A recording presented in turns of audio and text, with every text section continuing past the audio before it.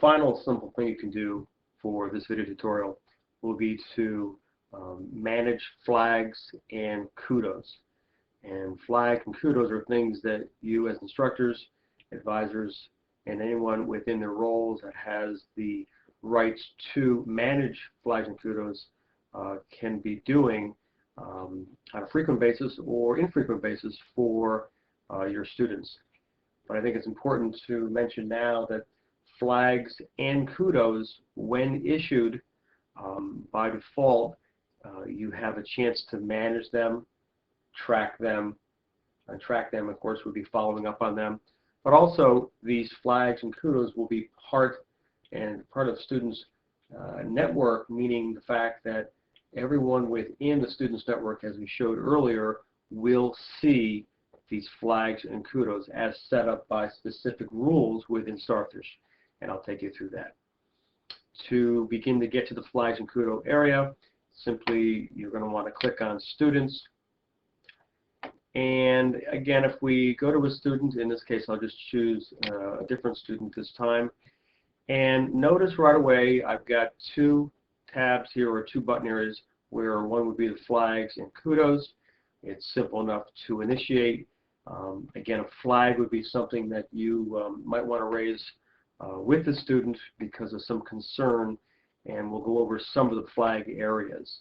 So to get to the flag window, you click on the flag button. You then come over to the right side of Select Flag dialog box, click the down arrow, and you'll now see the flags, the standard flags that have been set up in Starfish for Mitchell College that you have a chance to choose from.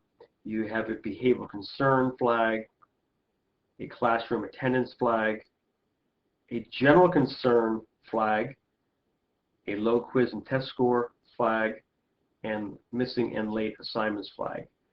And you get to choose here. If there's something here that you don't see, my recommendation would be possibly just to issue a general concern, and we'll do that by example. Once you choose general concern, it fills into the dialog box here. You can assign a due date for a student to follow up for you in the concern, and let's just say in this particular case we want the student to follow up on this date, which would be March 31st, 2015. You can, if you happen to be an instructor, an advisor, and this particular student might be with you in multiple courses, you can have a chance to choose a specific course that the student is in. Okay, and you also have a chance to assign this flag for assistance to other providers of services. And other providers of services could be anyone that would be within that student's success network that we talked about earlier. You can add a comment if you like, but keeping in mind that once you do assign this, the comments will then go forward not only to the student but to the folks in their success network. Now in this particular case, let me just scroll down and you'll see, once you issue the flag, and that's issued once you click the Save button, the students will immediately be notified in Starfish and also through an email. At the same time, the student's primary advisor, the specialist, if the student has a special to BLC, the campus's retention coordinator, student support services personnel, and student leadership personnel are notified, along with the instructor being yourself, academic leadership, and the department faculty that you are in.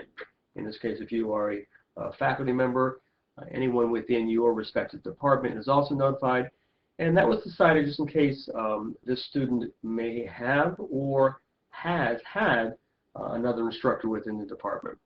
So again, the key thing to remember is once you issue a flag, all the folks that I just went over who are in the Student Success Network will be notified of the flag.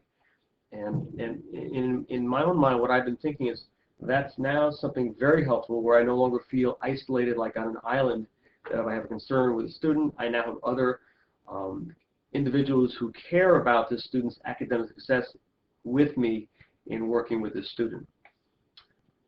Again, once the flag is completed, you go ahead and click Save. In this case, I won't because we're happen to be working in the live starfish environment. So I'll just click never mind. So that's basically how you would issue a flag. Kudos work the exact same way. I encourage everyone to think about issuing kudos. There's nothing wrong with a little pat on the back, not only by the individual giving out the kudo, but the folks that the student may have in their success network. Similar to flags, if you scroll over to the down arrow in the dialog box where it says select kudos, you'll see that we've got 4 kudos